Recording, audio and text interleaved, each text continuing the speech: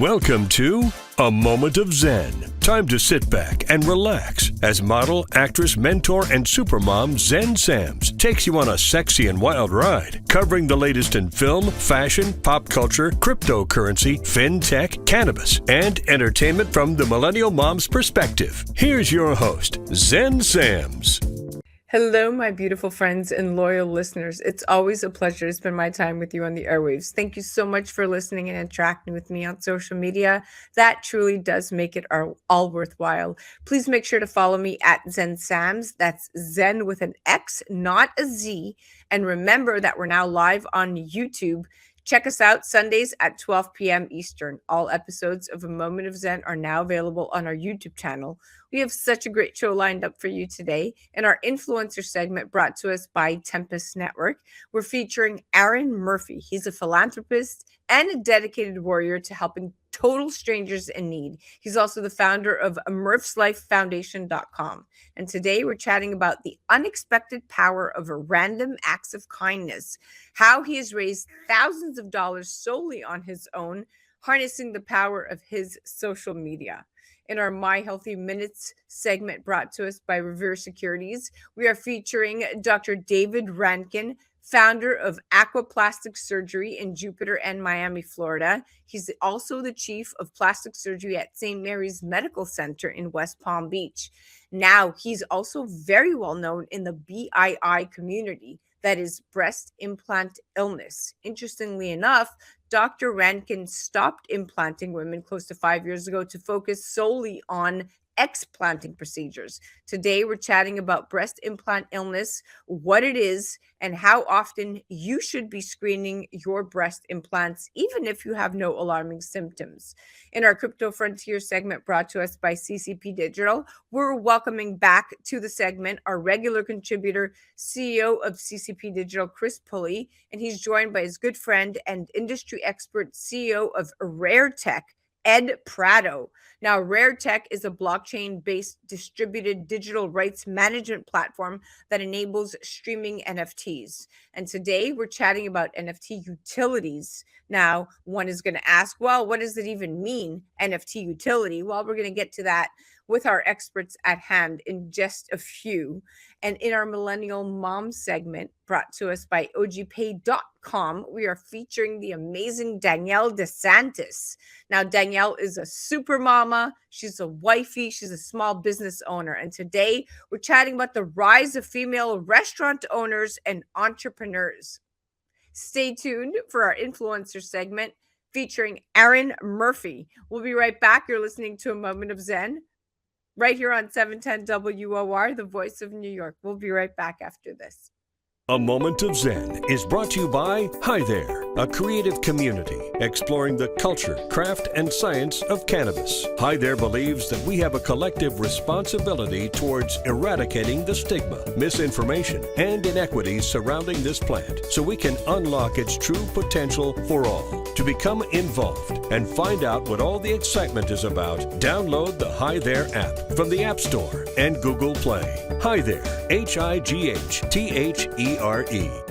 A Moment of Zen is brought to you by Tempest, the next generation of the engagement economy, allowing people to make money on their data and earn cryptocurrency for the time they spend on things they already currently love to do. With Tempest, brands will have the ability to pay you directly for interacting with apps, watching videos, playing games, and more. Tempest, the time is now. Engage and earn. Welcome back, my beautiful friends. You're listening to A Moment of Zen right here on 710 WOR, the voice of New York. I'm your host, Zen Sams. Up in just a few minutes, we have our influencer segment brought to us by Tempest Network. And today we're featuring Aaron Murphy. He's a philanthropist, a dedicated warrior to helping total strangers in need. And he is the founder of Murph's Life Foundation. And you could head to MurphsLifeFoundation.com. Today we're chatting about the unexpected power of random acts of kindness. He was trapped in Latin America during the pandemic with only a couple of $100 left to his name. Aaron decided to give his remaining funds away to a family in need, putting all his faith into the universe. Today, a few short years later, he is the founder of Murph's Life, using his social media platform to fundraise, educate, inspire, and bless total strangers and families in need along his journey. He seems to have found his calling. Now, somehow the act of helping others served as a healing and growth mechanism for Aaron, like it does for many, propelling him into a life of gratitude, purpose, and love, filling a void and finding true happiness in paying it forward. Researchers have found that people who perform a random act of kindness tend to underestimate how much the recipient will actually appreciate it. And believing that miscalculation could hold many of us back from doing nice things for others more often. In one experiment, the people doing the kind thing consistently underestimated how much it was actually appreciated. Now, we believe these miscalibrated expectations matter for behavior. Not knowing one's positive impact can stand in the way of people engaging in these sorts of acts of kindness in daily life. Now, people tend to think that they are giving too little, or maybe it's relatively inconsequential. Well, interestingly enough, the recipients are less likely to think along those lines. They consider the gesture to be significantly more meaningful because they're also thinking about the fact that someone did something really nice for them. So you see, no small act goes unnoticed. It will help your own heart, maybe even more than the recipients. It's not about you being like, oh man, now I have to learn how to bake cookies in order to be nice. It's about you. It's about what skills and talents do you already have, and how can you turn that into an offering for other people? And that's what Aaron did. Here to chat charity, life, love, friendship, and is the awesome Aaron Murphy. Welcome to the show, superstar. Thank you for having me. I appreciate it. Absolutely. So you have raised a great deal since you started on this journey. Tell me about what continues to drive you and how much have you raised to date? How much have I raised? Probably a little over 2 million, if I had to guess.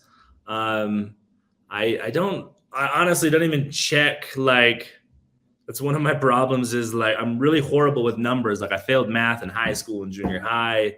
And it's one of my things that I keep it up to have a company that does all of that. But I'd say right around like a little over 2 million mark. That's quite impressive. We've been able to do a lot here in South America with that. Tell me what you're doing. We're doing a lot of stuff. The main priority with this is building sustainable income. There's just so many families that I've met a lot of families that lose children just walking thousands of miles trying to get to the United States in this dream of having a better life, which honestly, yeah, a lot of them will have a much better financial life getting to the United States, depending where they were, especially if they're in like gang areas. But there's a lot of people that don't have to abandon their 90-year-old mom or their 5 children, you know what I mean, to go to the States to send a little bit of money back every month. And that's kind of the goal here. And so what we've done is we've built a ton of Airbnbs, which is really cool. So like for example, we were in Mexico in Oaxaca, and there's this family, really poor family that pushed these little ice cream carts, and you know, they're making like $5 a day pushing their little ice cream carts, scooping the ice cream. I'm sure you've seen those little cart things people push around. Yep. But they had this beautiful land, like it was so beautiful. And I'm like, man, like this would be a prime area to build Airbnbs, you know? And they're like, oh, people all the time try to buy our land. We're not selling. This has been in there for generations. And I told them, I'm like, I'm going to build this for you. No strings attached. You know what I mean? Kind of the Mel drop. Like, I don't believe it. And you know, this is just one of the examples. So we built about 12 Airbnbs there, and it sold out. Like they even took it off of Airbnb because now so many hippies and tourists come there. They're like, I want to book it out 4 months in advance, 1 year. And they're making money, and this family's making money. So you're helping. Damn good money too. You're really helping good money. Children, mothers with cancer. I've seen grandmothers with no place to sleep, and you even fulfilled an impoverished child's wishes to visit the beach. Some would say that you're a real modern day Mother Teresa, but I see your videos and I see your social media posts at Murph's Life on Instagram specifically, and I see the impact that you are making, whether it's in a small community, whether it's in a small village, village, whether it's an individual, how do you go about choosing who you're going to help?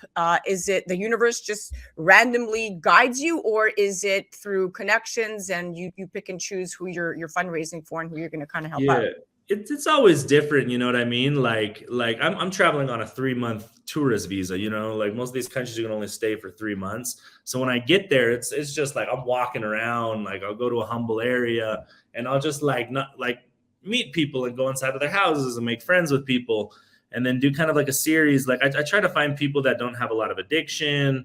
I try to find people that aren't really in like heavy gang neighborhoods, because the last thing I want to do is build them a business and then them become extorted or, Right. you know what I mean, become a heavy target. So, but it's always, you just feel it, man. Like you just feel like that love of like I really want to help. Like, I'm sorry about that. Like I really want to help this person. You feel that deep, you know, like. So how do you live? You're basically on a 3-month visa. You keep renewing your visa. You find these situations that are misfortunate. You fundraise via your social media channels for the people. You now come in with your team. Is that team a team that is local? How does that work? And then you basically revamp their entire existence with donations that you receive from social media. But what is your team with you? Do you just call on people? How do you do that?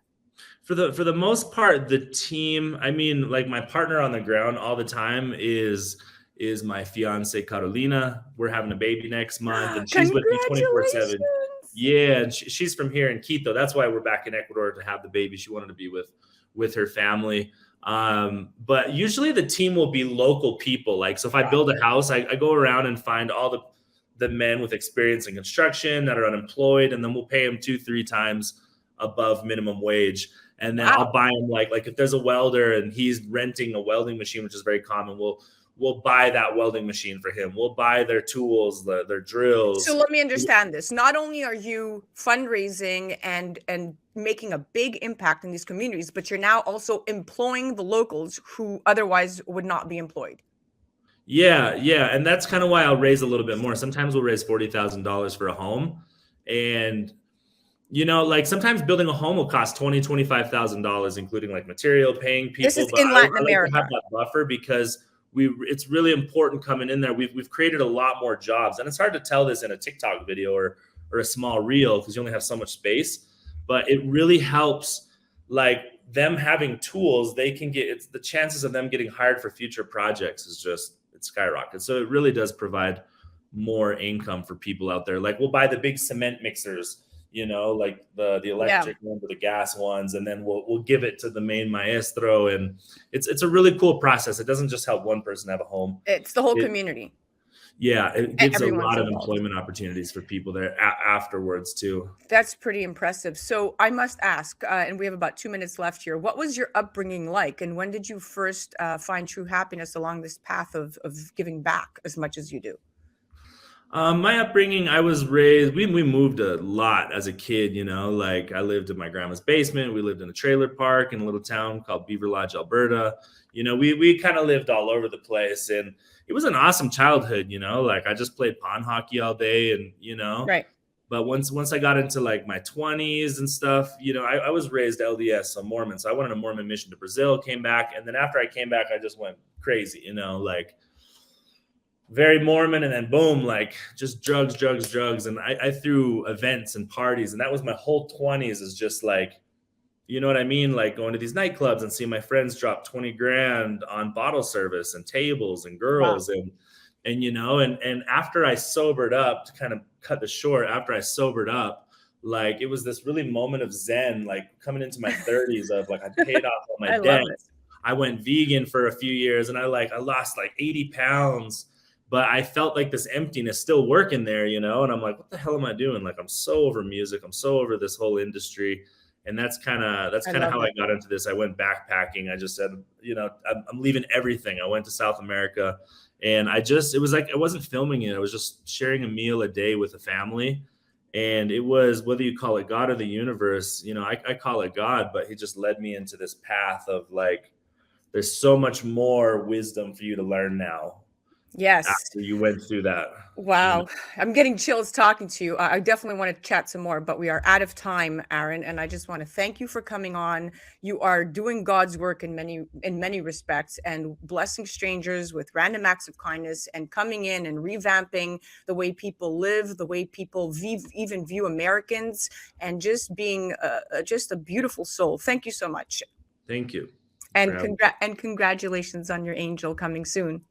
Yeah, thank you. Appreciate it. Guys, you have to check out Aaron Murphy. Head directly to his website, only his website, murphslifefoundation.com, or check him out on the gram at Murph's Life. That was our influencer segment brought to us by Tempest. You're listening to A Moment of Zen right here on 710 WOR, the voice of New York. We'll be right back after this. A Moment of Zen is brought to you by Tempest, the next generation of the engagement economy, allowing people to make money on their data and earn cryptocurrency for the time they spend on things they already currently love to do. With Tempest, brands will have the ability to pay you directly for interacting with apps, watching videos, playing games, and more. Tempest, the time is now. Engage and earn. Welcome back, my beautiful friends. You're listening to A Moment of Zen right here on 710 WOR, the voice of New York. I'm your host, Zen Sams. Welcoming back to our influencer segment brought to us by Tempest Network. We are featuring the awesome Aaron Murphy. Welcome back, my friend. Hey, thank you for having me back. Okay, so we were just talking about all your fundraising efforts, the way that you are traveling Latin America and really finding people and communities to impact and really kind of give back to, so to speak. Do you believe in God? Yeah, I definitely believe in God. And would you say you're more spiritual or religious? I'm more of a spiritual person than religious, but I do, I've been raised, Greek Orthodox. My husband's Jewish, but I feel like religion is so divisive. I'm a very spiritual person. What about you? Yeah, I mean, I 100%, like my entire life is just based on, I wouldn't necessarily say religion right now, but I think we all learn stuff, from our fundamental, religions as we grow up, whatever we were kind of taught. But I've been in a place now where, like, even before as getting into this, like learning about so many spiritual laws, I guess you could say, to where when I really let go and like, for example, I would go out and share a meal. And this is like right as I'm getting my Venmo going, I would even have friends that would be really depressed come down. And I'd be like, and they would be like very anti-God, very, you know what I mean? And I'd be like, look at this, there's something out there. There's a spiritual force that is guiding us, that like this world really is like, when we put more love into the earth, it heals the earth. And I'll kind of get to that. Like, I will literally walk with my friends and be like, watch this, like not filming. It doesn't work if I film it. I'll be like, watch this. Like, and it has to be pure out of my heart. I'll find like a little old woman. I'll chat with her. I'll have a beautiful conversation and I'll give her $200 and I'll be like, this is for you. Like, go home, rest. And wow. my Venmo will within 20 minutes. Wow. Every time. And there's no explanation for that except a higher power or you know what I mean? It's like gravity, and I think it's love. And yeah, so I think it's love too. What fundraise has touched you the most? All of them touch me in a different way. I love the Christmas ones. They're not necessarily for like a large viral video, but I love the fact that, we gave 70,000 kids a Christmas last year that rarely ever will get a toy, and sometimes even handing a doll to a little grandma and seeing them tear up. And it's kind of like their inner child getting that toy. I think it's so cool. We also did a large fundraiser in Mexico for the people with cancer. And now we have a massive farm that we're building right now with prisoners. I use prisoners in El Salvador to kind of like a rehabilitation. We feed them, we rehabilitate them. It's really, really cool project. They get a day off of their sentence. But you are amazing. Who are you? Yeah, it's just cool ideas. Anyone can, if you have a cool idea, just go out and do it. You know what I mean? So and people are the engine, it's the donors who are making this possible. 100%. That is what I was just going to say. This is not at all possible without all of the donors that you have and all of your followers. So you have over 4.5 million followers on social media, so to speak, combined with over 1.5 billion views, if I remember correctly. How has obviously social media has impacted your life and the life of others, but obviously this is your daily mechanism and it's propelling and fueling for a good cause. Where would you be without social media? I would be doing the same thing. I would just be sharing a meal a day as that hippie kid walking around in a backpack, like sleeping on people's couches. Like I was doing that in Latin America, and it But was this really is a cool. real viable Yeah, business and not just a bit, forget business. We're talking about you being able to come in and transform societies and communities and help women and the sick and the elderly and the young and animals. I mean, I've seen it all. So this is pretty amazing. Usually when you have this much foundation and root within you and under the organization you've started, it's because there's a very big corporation or donors behind you, but you've truly yeah. done this on your own, which is Yeah, I've had. I mean, you think of the top 10 biggest brands in the world, and I've probably had 3 or 4 of them. I'm not going to say names. Reach out to me and say, "Hey, we want to donate." Blah blah blah. I'm like, all right, this is my 501c3. right. And not $1 has came from a big corporation. This is 100% People. from moms and dads, like single moms at home, who send me a message. It's like, I don't have a lot, but I saw that poor woman there. Here's $5. This is my sacrifice for not having coffee for the day, and it's so many people coming together, making such a large impact, putting so much more love into the earth. And I think it's really beautiful. I think it's amazing. Well, what you're doing is amazing. And with that, we are out of time, my friend. But Aaron, thank you so much for coming on and chatting. It was a pleasure having you on, and we're definitely going to send lots of people your way. Thank you. I appreciate it. You got it. Guys, you have to check out Aaron Murphy. Head directly to his website, only his website, murphslifefoundation.com, or check him out on the gram at Murph's Life. That was our influencer segment brought to us by Tempest. You're listening to A Moment of Zen right here on 710 WOR, the voice of New York. We'll be right back after this. A Moment of Zen is brought to you by Revere Securities. Revere is committed to building a relationship of trust in which they work closely with you to help you define your objectives, explore alternatives, and choose the financial and investment strategies that are most appropriate for you. Go to reveresecurities.com. Welcome back, my beautiful friends. You're listening to A Moment of Zen right here on 710 WOR, the voice of New York. I'm your host, Zen Sams. Up in just a few minutes, in our My Healthy Minutes segment brought to us by Revere Securities, we are featuring the amazing Dr. David Rankin. He's founder of Aqua Plastic Surgery in Jupiter and Miami, Florida, and the chief of plastic surgery at St. Mary's Medical Center in West Palm Beach, Florida. Now, Dr. Rankin has been in practice for 20 years, but recently he has become very well known in the B.I.I. community, that is breast implant illness. Now, interestingly enough, Dr. Rankin stopped implanting women close to 5 years ago to focus on specializing in the explanting procedures. Today, we're chatting about breast implant illness, what it is, and how often you should be screening your breast implants, even if you have no alarming symptoms.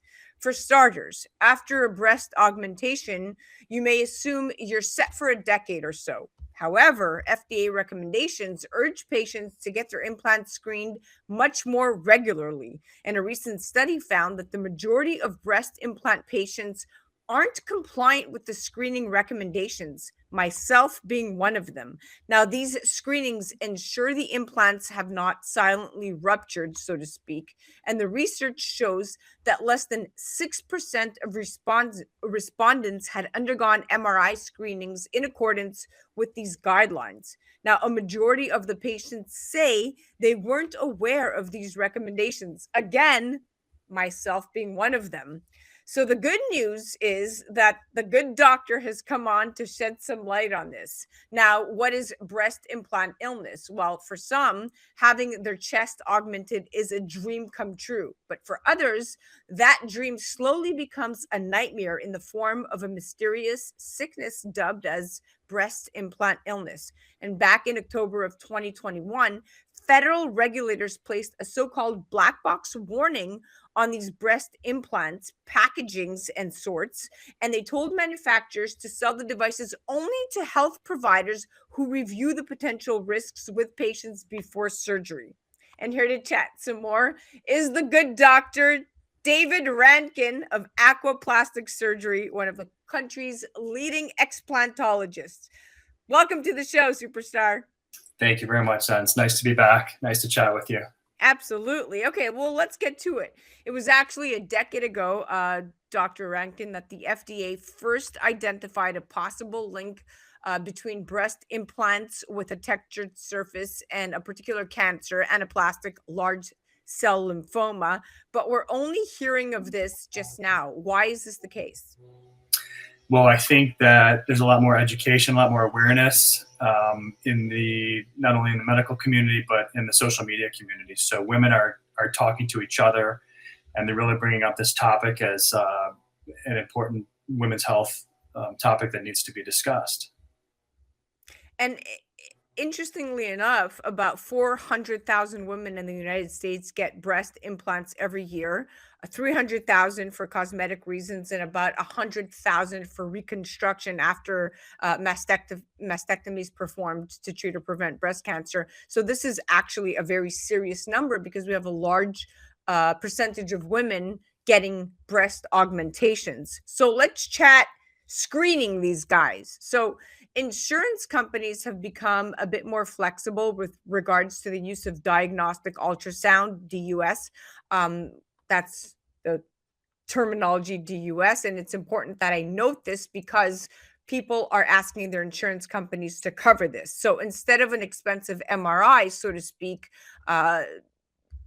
diagnostic ultrasound is an alternative, and it can help verify implant integrity, orientation, periprosthetic fluid, capsular calcification, and in the case of older implants, gel bleed and extra capsular gel. But while most people don't experience these types of complications, so to speak, Dr. Rankin, identifying a rupture is important and critical, especially if you have implants. How would a patient go about getting this approved with their insurance company, and how often should we be screening? Well, when the silicone implants were put back on the market in November of 2006, they were recommending regular MRI screenings, which a lot of patients did not comply with or weren't aware of. The FDA has changed their recommendations recently, like you talked about, to at 5 to 6 years, you should get an MRI or ultrasound. It used to be MRI only, and it's nice that it's an ultrasound now because it's a much easier study. It's cheaper, easier for the patient to comply with. After that, it's every 2 to 3 years, you should have another MRI or ultrasound as well. As far as insurance authorizations, it really depends on the patient and their insurance company. I do think that they're becoming a little bit easier to go through at this point, but it can be a struggle for some, and some patients have to pay out of pocket. Yeah, I mean, the reality is that most patients don't want to do screenings if they're not having problems. That's the bottom line. And patients are hesitant to heed, to heed the warning, so to speak, or to even head to the doctor's office when there's no obvious cause for concern. But however, there are also bigger barriers at play, like you mentioned. The lack of access to care and costly screenings are a huge part of the reason patients aren't adhering to the guidelines. The insurance company not automatically authorizing an MRI, so to speak. But let's talk about mammograms and implants. Okay, so the majority, we're going to say 62%, so to speak, of problems reported were for breast implant rupture that was suspected to occur during mammography. Now, the rupture during compression for mammography was reported for both silicone gel filled and saline filled breast implants. Now, other adverse events reported to FDA included implants crushed by mammographic compression, pain during mammography attributed to the implants, inability to perform mammography because of capsular contracture or because of fear, so to speak, of implant rupture by the patient, and of course, this leads to delayed detection of cancer, all attributed to breast implants. What is your advice on mammograms and implants? And if, per se, a woman like me who is refusing to get mammograms as a result of potential rupture, what do you recommend? Well, breast cancer diagnosis and screening is a very, very serious issue for women. And I think that you need to listen to your breast doctor as far as the recommendations for screening. I think mammography in many women it's definitely indicated for detection. MRI can be a substitute in certain circumstances, and that's non-invasive. It's not compressive. So when that is a possibility, I definitely recommend MRI over mammography. I think it's true that the implants can already have their integrity jeopardized beforehand with capsular contracture or with time, and a mammographer can compress the implant, and I have seen many ruptures in those situations too. So everyone has a specific set of circumstances that you need to talk through, but you can't not do breast cancer surveillance because you have implants. That's really could be a detriment to your health. I guess we're stuck between a rock and a hard place, and you, being the good doctor that you are, chose to only focus on explanting for this reason, and I completely understand where you're coming from as a result of that, based on just even what we're talking about. But when you look at the Food and Drug Administration, so they're now requiring manufacturers to disclose the ingredients used to make breast implants, and information to patient and patient advocates is extremely important in terms of what these ingredients are. So what exactly is or are in these implants, so to speak, that may be making women so sick? And is it all implants across the board? Well, we don't know is the short answer. There are a lot of proprietary and now not as much proprietary ingredients in these implants, which are now presented to the patient. But we don't really know what the direct cause with B.I.I. is. It can be just an autoimmune type reaction to a foreign body. It can be some of the chemicals in the implants. It can be direct allergy to the silicone. These are things that are being studied, but there hasn't been an evidence-based link as of yet to say this is exactly why the problem is happening. It's two women, same implant. One can be fine and one can have B.I.I. type symptoms. It's important to note that even saline implants do have a silicone outer shell filled with saline. Silicone implants have silicone gel within a silicone outer shell too. So in my practice, silicone and saline implants are both causing B.I.I. in a certain subset of women for sure. Quite perplexing and quite profound, quite profound. Now, what are the main symptoms, and how long after implanting does BII present itself when it does? I mean, what are the main red flags, so to speak? You know, my patients have symptoms from A to Z. The ones that are recognized by the Food and Drug Administration right now, you can go on their website under breast implant illness, are brain fog, anxiety, joint pain, allergies, food intolerances that develop later in life. I see a lot of others too, which you have to consider anecdotal at this point, but I see so many women with the same issues where more often than not, removing the implants solve the problem. Well, you know what? These segments, and now this is the third or maybe even fourth time I've had you come on, because I value your expertise, and not only your expertise, but I value your ability to see the other side of that 20% or so women that are experiencing breast implant illness. I myself have breast implants. As you know, I've made it public to the world. I've had them for about 11 years with no symptoms, no issues, but I'm at the point where I have to figure out if I'm going to replace these guys, or if I'm going to be explanting and going natural, which is the decision I'm leaning towards. But your commentary and your ability to come on our platform and to really tell the world the truth about what is happening, especially after the FDA has issued these black box warnings since October of 2021, so to speak. But the fact that you have stood your ground as a professional, as a surgeon, accredited professional that you are, and have said, I am no longer implanting, for me speaks volumes, and I'm sure for many women. So I thank you for that. Yeah, absolutely. I enjoy helping these women on their health journey and trying to make them whole again. And I really sympathize with their issues. They've been to a lot of different doctors. Specialists can't get answers. It's really affecting their life. And this is really a final decision for them. And fortunately, it helps many patients. And I'm fortunate to be part of that. Well, I want to thank you so much for coming on. It was an absolute pleasure having you on again and again. And I'm going to invite you on again and again, Dr. Rankin. Thank you so much. Thank you, Zen. I appreciate it. That was our My Healthy Minutes segment brought to us by Revere Securities. You can find Dr. Rankin directly on their website at aquaplasticsurgery.com, or you could find them on the gram at Aqua Plastic Surgery. You're listening to A Moment of Zen right here on 710 WOR, the voice of New York. We'll be right back after this. A Moment of Zen is brought to you by CCP Digital, bringing you a view from inside blockchain, cryptocurrency, and NFTs. Introducing the latest Blockchain Heroes series, Retro Rebellion NFT collectible card packs from the Nifty Company. Available January 2022. Find out more online at ccpdigital.com. Welcome back, my beautiful friends. You're listening to A Moment of Zen right here on 710 WOR, the voice of New York. I'm your host, Zen Sams. Welcome back to our Crypto Frontier segment brought to us by CCP Digital. We have our regular contributor, CEO of CCP Digital, Chris Pulley, and today he's joined by his good friend and industry expert CEO of Rair Tech, Ed Prado.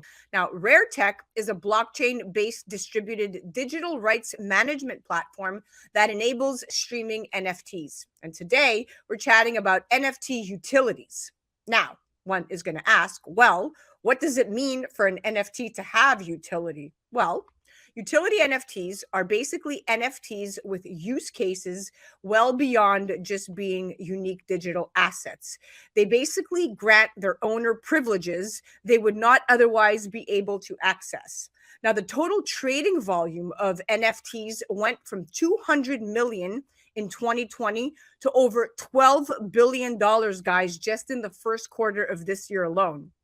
So for that value to be sustainable, there needs to be more to NFTs than just market hype and FOMO. Now, utility NFTs, which are NFTs with actual use cases, like we just said, could yet be the driving force that transforms these very NFTs from an investment craze into a new way to work, play, and even interact. Perhaps the easiest way to understand utility NFTs is with an example. Okay, so let's just say you're holding a concert with 800 spaces available. You could issue 800 paper tickets. Each paper ticket will be unique or non-fungible, so to speak, in the sense that it's going to have its own unique ticket number. Now, but each unique paper ticket confers the same right and privilege or utility. Now, that utility is, in this case, entry to the concert. Instead of issuing 800 paper tickets, the concert organizer could issue 800 utility NFTs. Now, each of the 800 NFTs would, of course, be unique and non-fungible, but just like the tickets, each one would grant its owner the same privilege or utility entrance to the concert. Sounds simple enough? Well, that's just the tip of the iceberg. And here to chat some more are my experts at hand. Welcome to the show, Ed and Chris. Thanks for having us. Indeed. Ed, your platform makes it possible, really, to attach digital goods to an NFT using encrypted streaming, making today's NFT really multi-dimensional, if you will. You have a deep financial tech experience. There are many ways to add utility to an NFT. It's almost less about the technology itself and more about the application of that technology. How can a standard NFT become a utility NFT, in your words? So thanks for having us. Well, let's go back to your example, because I think that was a good starting point. So let's say you have a concert ticket that is an NFT, and all the concert goers are allowed to attend the concert. And they use the NFT to access the concert, which is awesome. They're also able, before the concert, to maybe trade the NFT if they're not able to go to the concert. So all of a sudden, you've solved one of the biggest problems of concert goers, which is all the people that try to resell tickets and all the brokers and the like. With Rair, what we're doing and focusing on is basically using the NFT as an authentication mechanism. So as a sort of a token gating. And if we can prove that you own the NFT or token, we allow for an encrypted experience to be attached to that token. So in the concert experience, let's say after the concert, you end up with an NFT, and that then becomes sort of a proof of attendance. Like, hey, I went to the concert. Much like you go to a concert and I have a corkboard from my college days that has all the pinned concerts that I went to. Well, you'd have these virtual, proof of attendance of these concerts in your crypto wallet. And through Rair and what we've done, you could then go to a site, a drop page site, and with that proof of attendance, experience perhaps highlights of the concert that would only be available to you because you're an owner of the NFT. Nice. So this would be an encrypted video, or maybe it'd be like a couple of songs, or maybe the band would reach out and maybe do something special for you. That is true utility. We are moving away from the, majority of NFT projects right now have been based on, PFPs, JPEGs, GIFs, things that are just totally visual. And you feel a membership to some club, but where's that club going? Because all you have is, a visual sort of documentation that you belong to the club. And what we're doing here at Rair is we're trying to expand that to include videos, music, podcasts, documents, even access to other computers and databases. Yeah, I love it. I mean, look, just days after releasing When You See Yourself, which was the king, it was the King of Leon, that they became the first band to release an album, When You See Yourself, right? And as well as being released as NFTs, the album was released in conventional formats too on platforms such as Spotify and iTunes. And the album release featured these different types of utility NFTs that you're talking about. And I remember when I was looking through it, one type of NFT included digital artwork and a digital download of the music. And you could also be redeemed for real life physical limited editions of the vinyl copy of the album. So that was quite interesting. So I'm seeing this starting to really kind of transcend, not just in the music industry, but when you're looking at all the use cases, just days after releasing When You See Yourself, Ed, in part of a series of NFT tokens, Kings of Leon had already made $2 million from NFT sales. And of that, over $500,000 went to Crew Nation, which is a relief fund for music crews during the COVID-19 pandemic and beyond. So I love it that it's really, solving real world issues. Chris, let's chat the future of utility NFTs. So utility NFTs are in their early stages right now. What are some innovative new use cases that are emerging that you've seen? Well, I think having Ed on here is a perfect example, as he's founded Rair Tech, and we're looking at Rair Tech for some projects because of the ability for it to bring this unique use case. For example, Macroverse will be releasing some of the first graphic novel NFTs, and really NFT access, because the graphic novels even themselves is too much data to store inside the NFT. And the ability for a company like that to deliver the NFTs, and soon with technology that's even available today, be able to offer subscription to an app and deliver content, video, music, just like we were describing. But imagine this coming now, like a brand new Netflix just pops up and there's a new app that's competing with Hulu and HBO. I mean, the technology is going to allow the creator verse just the most level playing field to get access to distribution to their audiences that we've probably I'll see in my lifetime.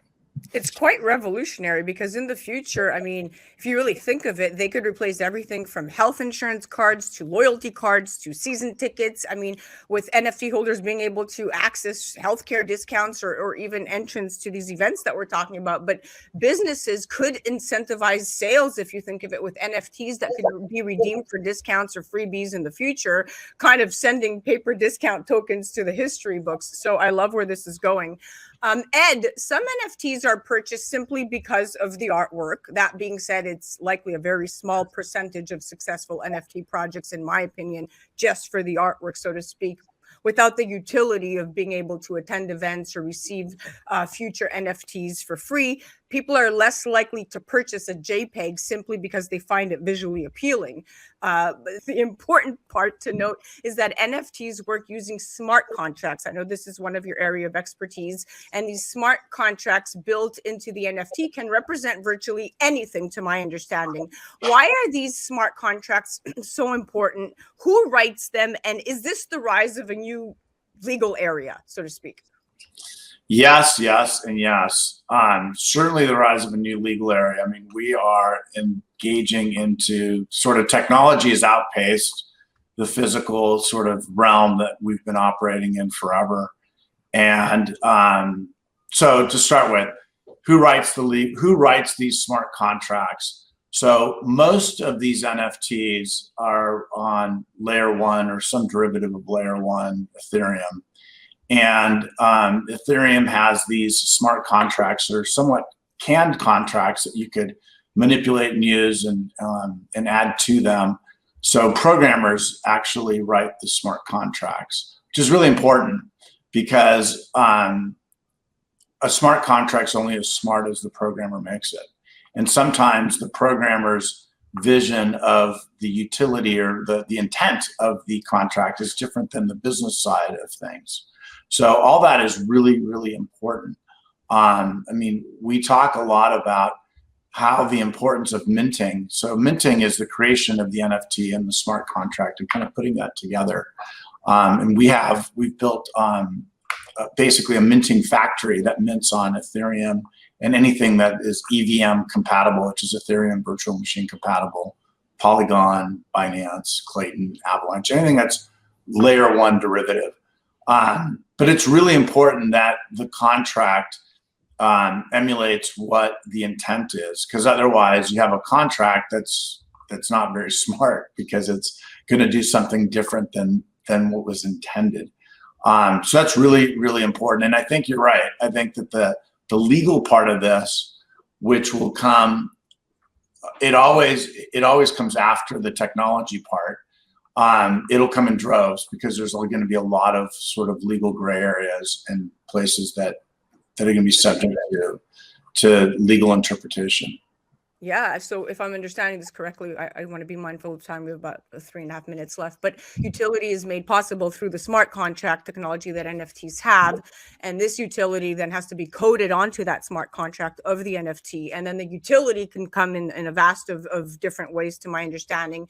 And this can include even like an airdrop for future NFTs and all these, other verticals. But if I'm hearing this properly, utility should be based around the buyer's wants. Okay, so Chris, purchasers with a long-term hold mindset have a conviction frequently born from extended interaction and the associated community, as well as an appreciation for the actual project's roadmap that they are vested in. And a vast amount of utility is only successful if the project is being, bought with the intention for long-term hold. Why is this important for investors to realize, this long-term hold mentality? I know you're big on that. You have about 2 minutes. That's important because it's definitely two different answers. On the speculation side, I just say good luck, because you're just speculating. It's almost like collecting cards or collecting, any collectibles we can think of today, just a different kind, and it's brand new. Now, thinking about getting involved in a community and making an investment into an NFT that gives you rights and utility, and you're part of that roadmap to deliver higher value at checkpoints. I'm all about that. I'm in 3 or 4 of those types of projects today, and it's just a way to bring a focus together to accomplish things. Good stuff, right? Not-for-profit organizations are following this model, and with the smart contracts that we're just discussing, the ability to do it with a clear conscience that what's supposed to be done with the funds and the resources is being done with the funds and the resources. So yeah, I'd say, pick the community if you're looking that you have a heart for and passion, and follow that. And then in that instance, the answer would be hold on. That's right. And that is the mentality. And I know that at CCP Digital, you do a lot of work with respect to onboarding these special projects and these special companies and really the infrastructure that is going to be needed for Web 3.0 probably lives all in the portfolio companies that you represent. So my hat goes off to you, Chris, and your team. We've run out of time, gentlemen. Ed, it was such a pleasure having you on. You are quite the expert. I would love to have you on again sometime soon. You are doing amazing things at Rair Tech. Chris, thank you so much for bringing on such amazing guests. Yep, you're welcome. Thank you. And that was our Crypto Frontier segment brought to us by CCP Digital. That was Ed Prado, CEO of Rair Tech. You definitely have to check them out at rare.tech and head to ccp.digital for all your Web3, metaverse, crypto marketing, and infrastructure needs. You're listening to A Moment of Zen right here on 710 WOR, the voice of New York. We'll be right back after this. A Moment of Zen is brought to you by CCP Digital, bringing you a view from inside blockchain, cryptocurrency, and NFTs. Introducing the latest Blockchain Heroes series, Retro Rebellion NFT collectible card packs from the Nifty Company. Available January 2022. Find out more online at ccpdigital.com. Welcome back, my beautiful friends. You're listening to A Moment of Zen right here on 710 WOR, the voice of New York. I'm your host, Zen Sams. Welcome back to our Crypto Frontier segment brought to us by CCP Digital. Today, we're chatting with Ed Prado, CEO of Rair Tech, and Chris Pulley, CEO of CCP Digital. All right, guys, welcome back to the show. Chris and Ed, my experts. Thank you. there. All right, so this is really for both of you. You can answer the question. Maybe we'll start with Ed first. So there are a magnitude of different aspects that go into play in order to make an NFT project successful. And understanding how the market works and how to create utility that will incentivize purchasers to hold long term are key ingredients. The big question, Ed, is how do I make my NFT collection successful? So if you can stick to 3 bits of advice, what would they be? Well, I think the first one is create utility that is commensurate with excitement for your audience. So do something that is sellable. There's a lot of terrible projects out there, as you started saying, the hype cycle in NFTs, and some projects were truly terrible and others sort of nailed it. So that's one. The other is focus on gaining some community prior to the drop. That's really critical. It's amazing, like the Twitter ecosystem is vital to the NFT drop sort of model right now, and you really need to create community. The last I would say is pre-sell. So create a whitelist, create some on-ramp so that when you do the drop, it's not just drop and pray it works. There's a lot of people in this market that think they mint it and they create an NFT, it'll sell. And that couldn't be further from the truth. These items need to be really marketed, and it's very sophisticated, and you need to create utility, promote it on Twitter, and create sort of a pre-market environment, just like anything else. It almost sounds like any other business. It sounds like, if you're starting to, whether it's you're opening up a restaurant, you need to do all of those same things, but in the physical world. Over here, you're doing it on the digital world. And of course, breaking that barrier of going into that creator economy. Chris, what are your thoughts on this? Yeah, I echo Ed's sentiments. I mean, it really comes down to the value that you're providing to the market. Speculation and hype can only take you so far. Some have had success from the speculation and hype, but as we come into a maturing age, right, we're going to go through a few years now where we're going to see a lot of use cases for this amazing technology, right? There's things that we haven't even discussed or know to discuss about here today that's going to come from that, and I think that's the main thing is make sure that you're really bringing value. We're seeing a lot of projects tie through the smart contracts, a not-for-profit component that's hard coded into the smart contract. So there's no funny business. If we're doing this and 10% is going to charity, then 10% is going to charity, and you can't do anything about it. So I'm really excited about those components. Eliminate expenses related to moving money to charity, and with it being written in a smart contract, making sure that just there's no temptation on anyone to do anything different with the funds. Yeah, exactly. Who would have ever thought that we would be at a place where DeFi, right, decentralized finance almost, that propels and backs a lot of this, is really the rise of power to the people, but more importantly, the rise to transparency. It took us all of this time to get to where we are today.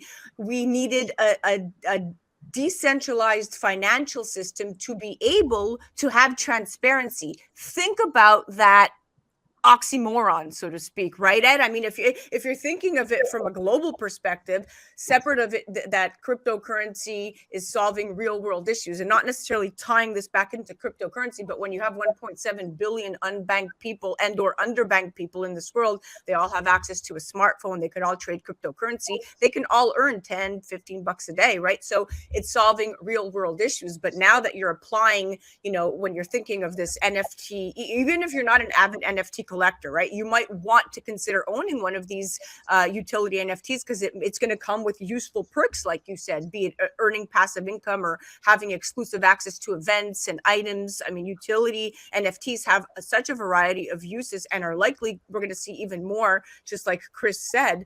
But Ed, one of the things I wanted to ask you personally, because this is the world you live in, some think that NFTs are just the next fad after crypto. I think that they're inextricably linked, but only made possible because of digital ledger technology. Do you think that NFTs are going to outgrow crypto? I think that NFTs are uniquely positioned in the market. I think that NFTs actually can create an onboarding effect for user adoption to crypto. So it's interesting. I talked to a lot of people that are like, I'm not into crypto, but I love NFTs.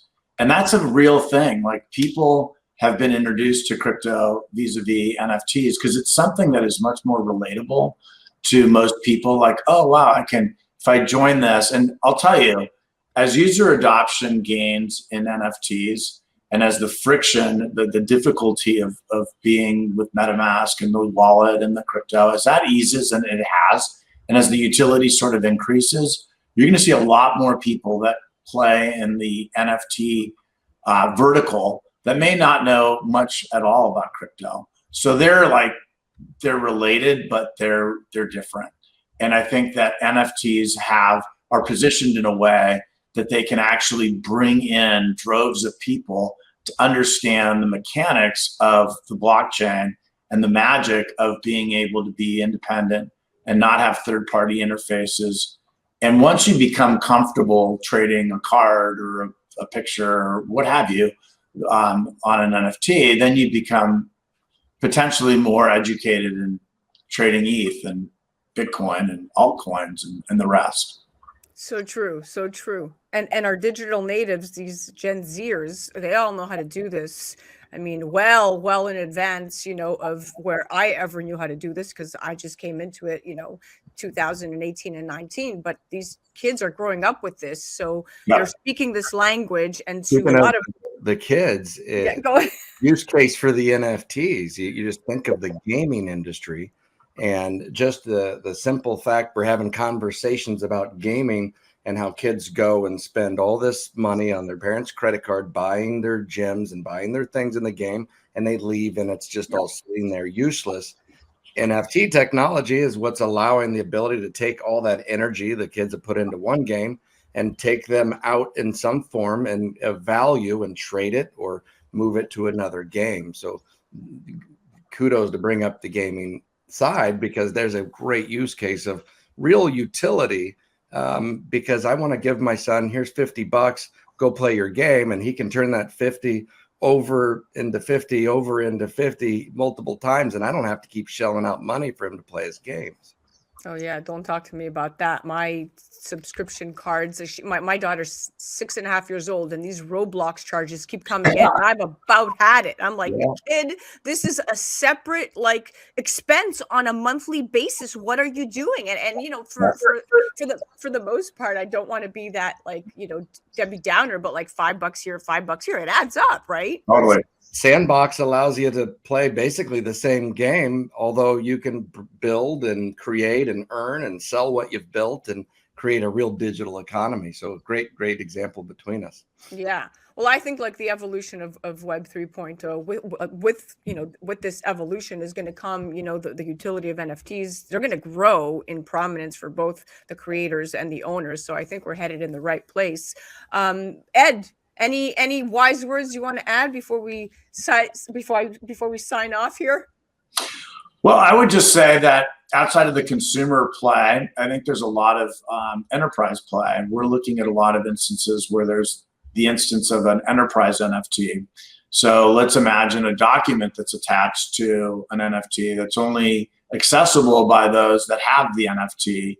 Let's imagine asset movement within a very large entity that's represented by an NFT. So we're looking at a lot of these different use cases, and I think it spans way beyond the consumer side. I think the enterprise side will be a later adopter because they always are in some instances, but the sky's the limit, and there's really so many different applications for this exciting technology, and we're in the middle of it, and we're in an exciting place right now. And I feel like it's like Web 2.0 back in like 1995, where things are just getting going.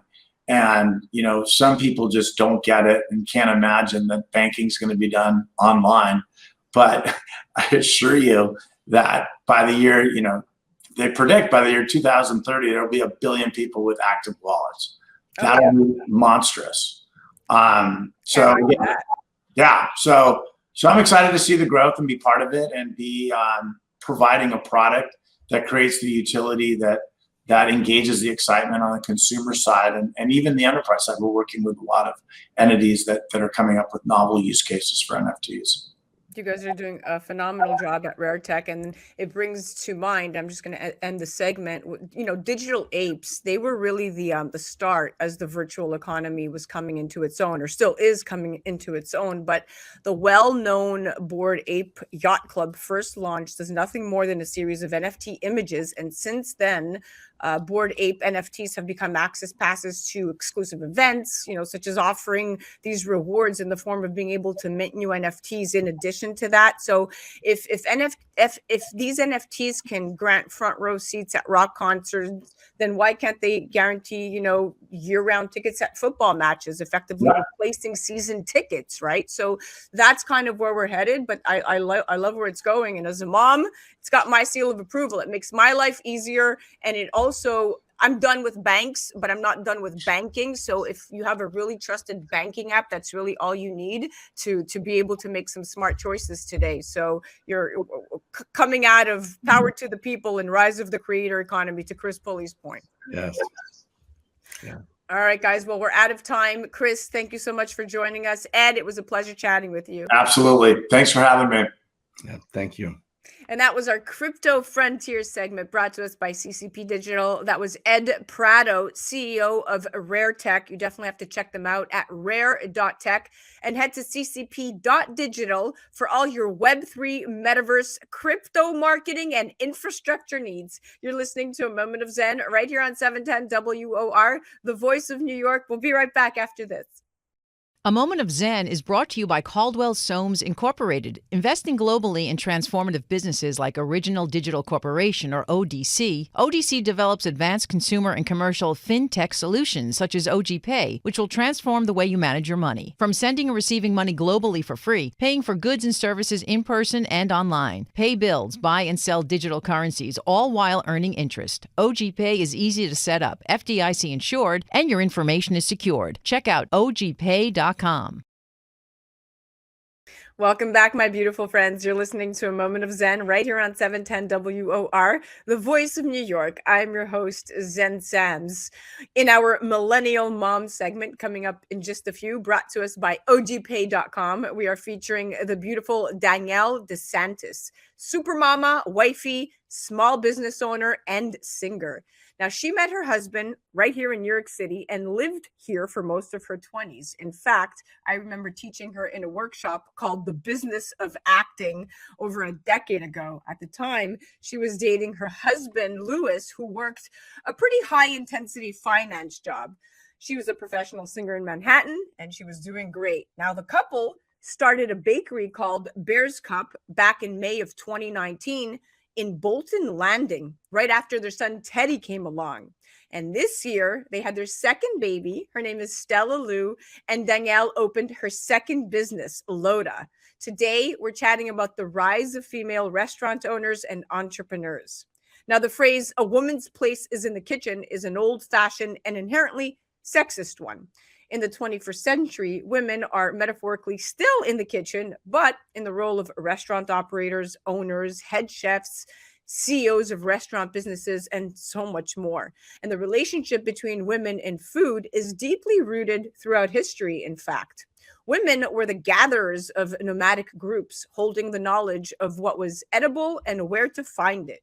Women have traditionally held the role of the head chef in a household, but too often this doesn't translate beyond the home kitchen. But it does in Danielle's life. And here to chat career, motherhood, marriage, and restaurants is the amazing Danielle DeSantis. Welcome to the show, Stunner. Hi, how are you? I'm so happy that you're joining us today. Thank you so much for having me. It's a pleasure to be here. Okay, congrats on your second business, Loda, and on the beautiful Stella Lou. I see all the photos. Thank you. Yeah, it's never our intention to have a baby and a business at the same time, but somehow we've done it twice already. So, yeah, I guess that's our MO.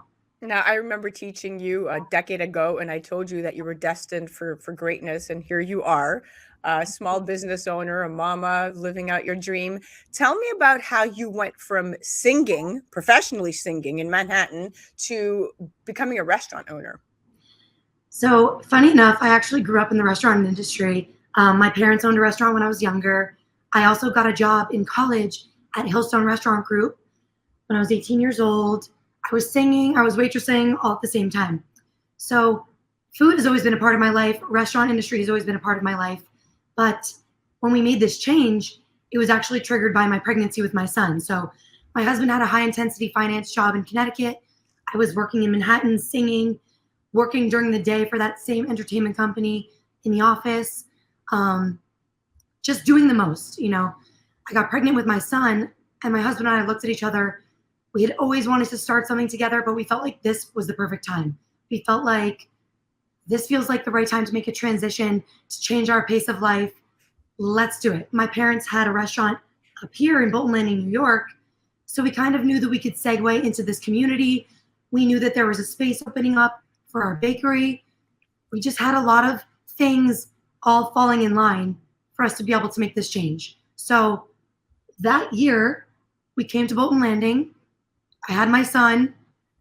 We did not plan on this, but we opened Bear's Cup actually 10 days after my birth with Teddy. So it was a wild moment, but we figured it out. You did, and you figured it out very effectively because you did it all over again. Now, when it comes to the restaurant and food service industry, women represent half the workforce, Danielle, but don't always get the recognition and support that they deserve. And for too long, the food industry has struggled to close the gender inequality that often occurs at top positions. Why do you think this is so? You know, I do think that there's been an issue for a long time. I think my team knows how important it is to Louis and I as well to give the same opportunities to women as we do to men in the workplace, especially in the restaurant. There are definitely people out there still who do not see the value or worth of a woman in the workplace, but we pride ourselves as a company for having a woman CEO, that's me, and for also having a female-run kitchen. So there are definitely people out there still who do not see the value in this, but we pride ourselves, like I was saying, in my company for having a woman CEO, for having a female-run kitchen. You know, it's funny because people will be like, oh, I heard there's an incredible chef at Loda. Who is he? She. Who is she? That's right. And I love to correct people because they just automatically assume that it's a he and automatically assume the owner of our company is a male, they'll ask for my husband. Oh, can I speak with the owner? Where is he? No. I'm the owner. How are you? You know? Yep. And it's interesting because lack of media coverage, access to capital, really, and access to affordable childcare are really just a few reasons, right? And this aggressive and misogynistic behavior is unfortunately a common occurrence in the often very male-dominated back of the house in a restaurant. But you're fortunate enough to have your business partner being your husband, where you can share the tasks. What is it like working with Louis? And how has this affected your marriage? So it's incredible. I think it's only given our marriage more strength, more quality. In business, we pick up each other. How do I say? We have completely separate weaknesses and completely separate strengths. So where he is strong in the business, finance, back end, he has an incredible work ethic. Things that make my brain hurt, like the math and the paying others and all that. He takes care of so many things where I would fall flat. In the same instance, I think he would say, if he were on this interview, that I pick up a lot of the slack where he cannot cover, and we just have each other's backs in every moment. And like I said, completely opposite strength. So it is worked out in that aspect where we really do complement each other, and it's the yin and the yang. Yes, absolutely. There you go. Now, if you had to, and these are a couple of rapid fire questions, so to speak, but what's one of your favorite dishes that you serve at Loda? I would say our signature dish is probably our miso cod and our steak frites. So those are two of my favorites. A personal favorite is the pigs in a blankie. We call them weenies as a staff. They're just our all beef weenies wrapped in Bear's Cup everything croissant. And people are like, they have pigs in a blanket on the menu, but then they try them and they say, oh my God, these are insane, because Bear's Cup everything croissant, being the actual helm of the dish, is incredible. Amazing. And so these are both in Bolton, correct? Yeah. So full disclosure, our businesses are right next to each other. Bear's Cup. Oh, I love it. With Loda. So it's been a fun ride to just walk in and out of the businesses. Our team is a team throughout. Everyone who works at Bear's Cup also works at Loda. They're working double time right now. It's been incredible. I love it. So do you still sing, and do you sing at Loda? Yeah. So if you can hear, my voice is completely raspy right now and in a not so great place, but I do sing. My soul revolves around music, and singing is a part of who I am. I told Louis jokingly, but I think he took it seriously, that I need him to build me a stage in the middle of Loda that comes out from the ground, and fog will come out, and a big microphone will stand on, and you'll do your thing. Do you sing to Stella Lou? I do. Yeah. And what's your favorite? What's your favorite song to sing to her? I can give you a little. Give me a little tease. Yeah, a little tease. Here's my angel. Oh, she's so precious. Oh, goodness gracious. God bless her soul. Because you are the best thing. You're the best thing. You are the best thing. You're the best thing, baby. You are the best thing, yeah, that ever happened to me. Yeah, baby. It's been a long day, baby. Oh my goodness, that was amazing. That was incredible. Of course, I know what you sound like, but now the world does too. And of course, on iHeart Radio, that was phenomenal. Now, I don't want to cut that off, but let's move on to something that really has caught my attention statistically in the news. So teams with more women, Danielle, perform better. Even though women are less frequently in higher ranking positions in the restaurant and hospitality industry, teams with more women in executive positions statistically perform better. A recent report found that companies with more than 30% women on their executive teams are more likely to significantly outperform those under 20%. And this is especially true when comparing companies with 30% women or more to companies with no female executives. What do you say to that? I say I'm not surprised. I say it makes complete sense to me. Nothing against men. Men are wonderful, and my husband is one of the greatest men I've ever known with an incredible work ethic. It's beyond anything I've ever seen in my life.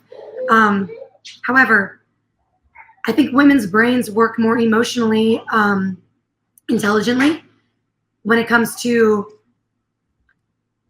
their staff members. I think that they take care of them differently. I think that women really understand the inner workings of the marketing behind a business. That's my role in my company.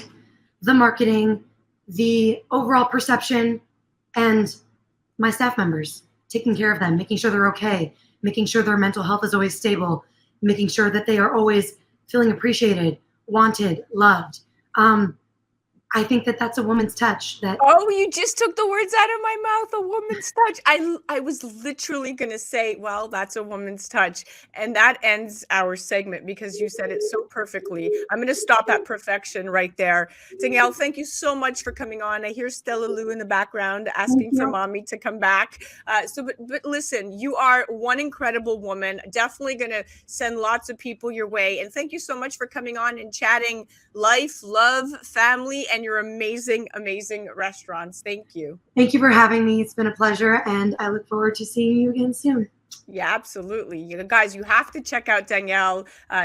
Definitely support her, singer, restaurateur, wifey, super mama. Head to lodarestaurantgroup.com. Also check out bearscupbolton.com, and she's all over social media at Danielle DeSantis. Remember, guys, that although there have been huge strides in making the restaurant industry a safer and more inclusive space for women and traditionally marginalized groups, this space has a very long way to go. Women are head chefs, award winners, and executives at prestigious food and restaurant businesses, but not nearly at the same rate as men. In 2022, women are now equal to men in terms of owning restaurant businesses and attending culinary school, but the pay for female chefs and restaurant workers desperately needs to catch up.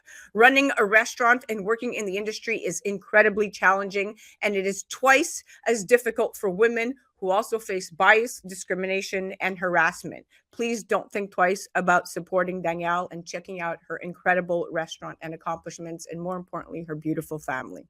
That was our Millennial Mom segment brought to us by ogpay.com. You're listening to A Moment of Zen right here on 710 WOR, the voice of New York, iHeart Radio. We'll be right back after this. If you've missed out dining in New York City for the past year, it's time to visit the legendary B.I.I. Cucina. Located in the heart of Midtown, B.I.I. specializes in blending delicious Northern Italian and American cuisine with dishes such as the incredible taglione lobster, ravioli masala, ossobuco, and pappardelle al telefono, along with many other mouthwatering offerings. You deserve a great night out. Call B.I.I. Cucina 212-757-2600 or online at bichaicucina.com.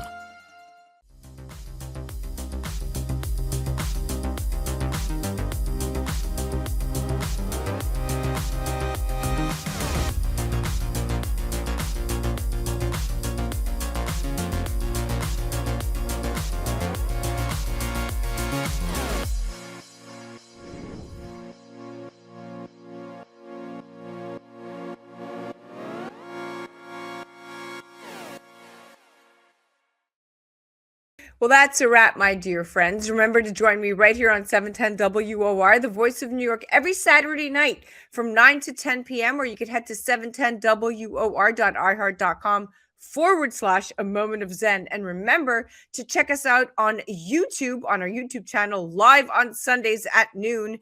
Make sure that you're heading to YouTube at ZenSams with an X. Thank you for listening to A Moment of Zen. It's been an absolute pleasure being your host. Thanks again to all of our sponsors who make this happen. And remember, happiness is the only thing that multiplies when you share it.